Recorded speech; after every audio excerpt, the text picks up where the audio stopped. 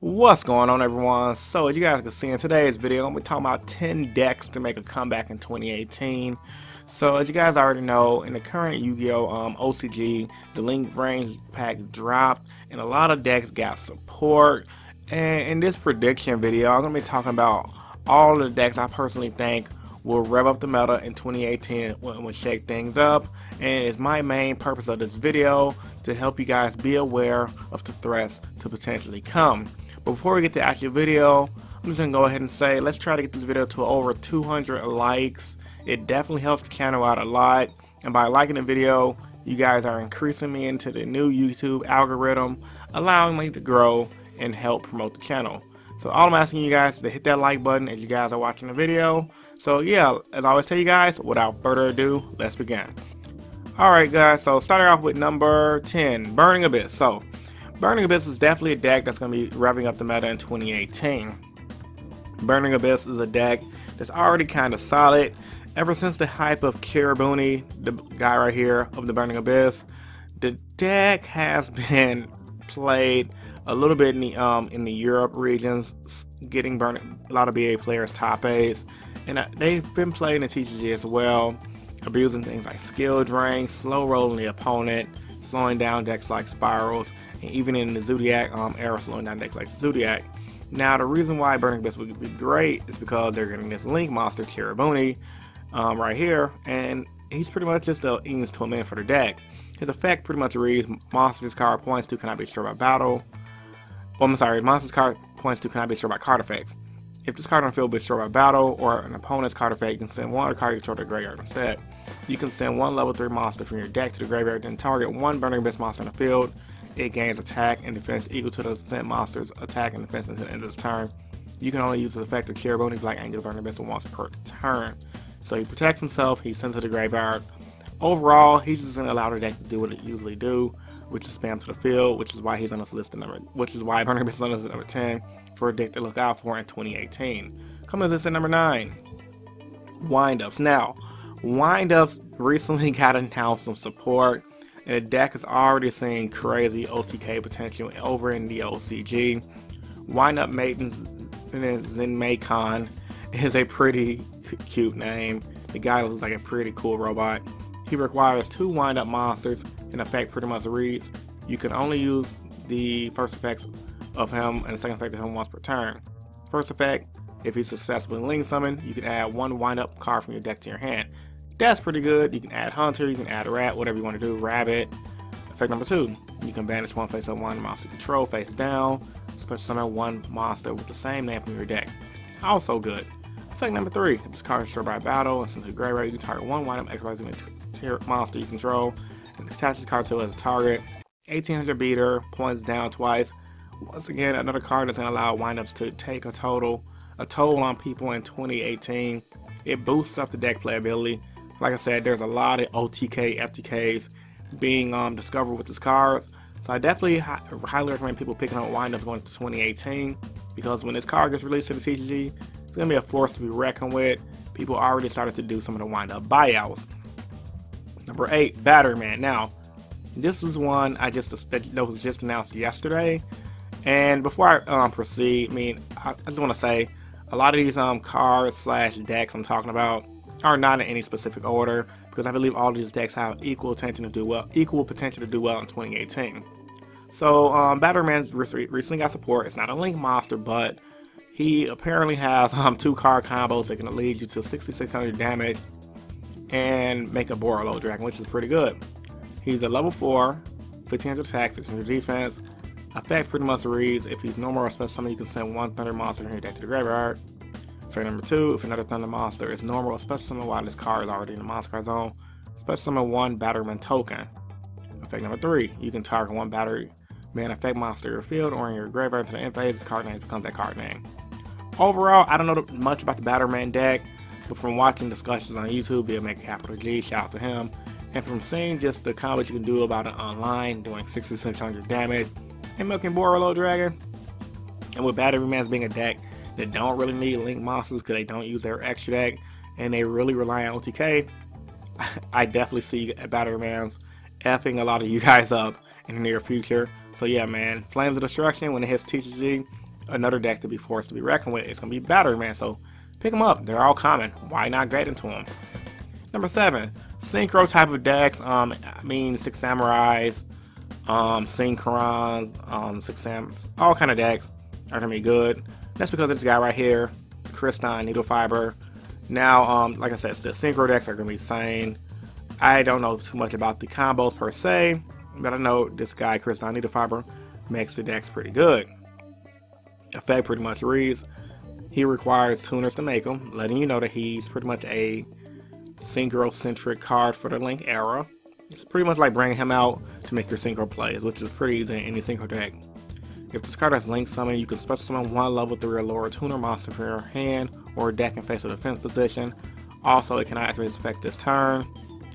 During your main phase or battle phase, you can banish this card. You can special summon one tuner monster from your extra deck.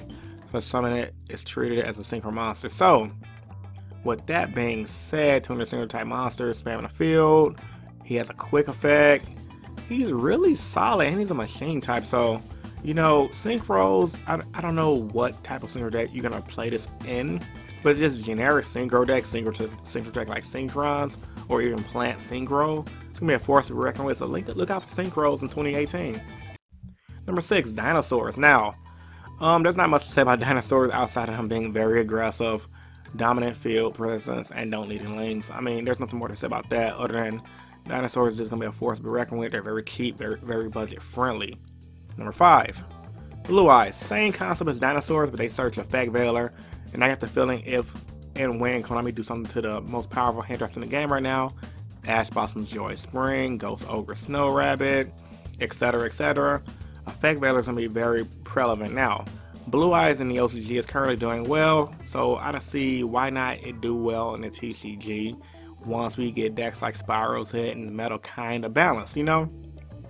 So, obviously, it's not going to be the best deck running over 2018 the entire year, but starting fresh into the format, post the January ban list whenever you get it, I can definitely see it being a solid pick, just like a lot of other decks on this list.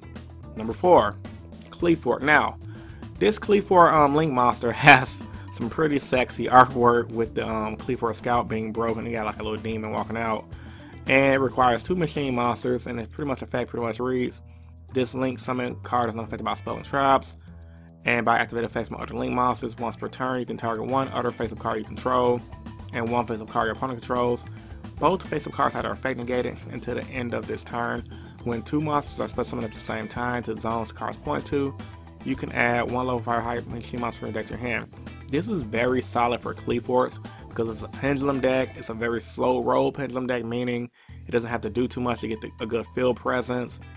It searches some Qliphort monsters like Scout, very easy to make, and then not to mention it bounces stuff back on top of just negating effects, which is, as you guys already know, if you play Qliphort or if you play it against the deck, once you start negating effects, you can start doing some damage by just beating over their opponent with 2800 attack, etc.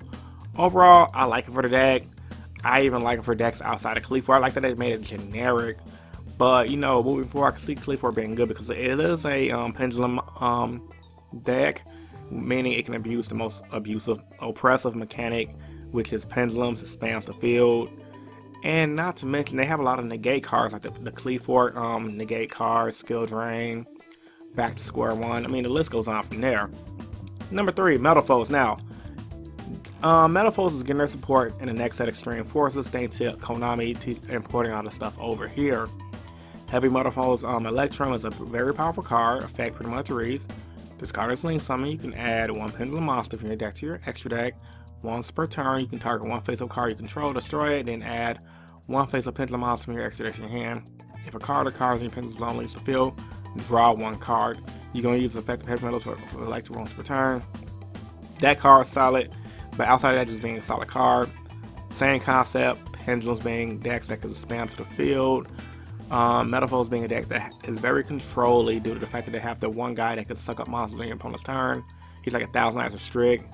And then they have a lot of searching cards via their trap card, and with pendulums just naturally being a recurring mechanic in general, I could definitely see Metalfoes with the support of their new support card be a threat in 2018. Number 2, Gladiator Beast. Now, before you guys click off the video saying, oh, this guy's crazy, he's talking about Glad Beast. Man, when I went to regionals last time I went to regionals, and it was still Zodiac era, Gladiator Beast actually put up a decent fight against my hero deck. But not only that, I mean, the fact that Glad Beast is pretty solid now, and them getting a Link monster, I can definitely see them being a little, you know, a cute force to be reckoned with. I mean, this guy's effect pretty much he requires 2 Glad Beasts like most Glad Beast cards. The Glad Beast monster you control attacks and can be destroyed by battle, and your opponent can activate cards effects until the end of the battle step. So if you bring out the Link monster, you're pretty much good to just abuse all their effects. The second effect is at the end of the battle phase. If he battled, you can return them and then spam out Glad Beast to the field. What is there not to like about this card?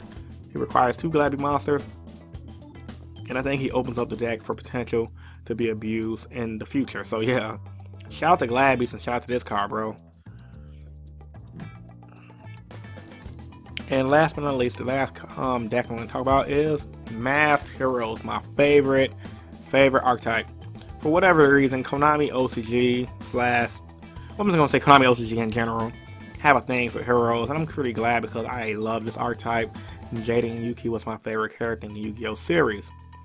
We don't have the effect for the new guy right here that you guys see when I said secret on the effect, but we do have the effect for the extra hero guy right here. His effect pretty much reads: if a hero monster is normal special summon to your zone, you can target 1 polymerization or fusion spell card or quick play spell in the graveyard and set it, and then you can use the effect of withdraw once per turn. Then if you destroy a battle or into the graveyard or etc., you can special summon a hero monster from your hand. So he is really good at extending your field, allowing you to abuse max chains a lot more. I've seen videos on Lithium's channel. Shout out to Lithium. He makes awesome content that shows the power of this card in a hero deck that abuses things like Armageddon Knight or Vision Hero Vion with the Destiny Hero Malicious to make him to start abusing chain spells. So with that being a pretty solid card and heroes being good in my opinion anyway, and the fact that they're getting more support in the E-Hero form, man, you cannot tell me heroes is not going to be a force to be reckoned with. Coming into 2018, look out for heroes and start collecting the stuff, because the deck is going to be a pretty solid good rogue deck, if not a meta deck, like it has always been bouncing throughout the history of time. So with all that being said, guys, post your thoughts and opinions about this video in the comment section down below. If there's a deck on this list that you felt should have been on this list that wasn't, also post that in the comment section down below. Subscribe if you haven't. This is Innovation YGO, and I'm signing out. Peace and stay innovative. Deuces.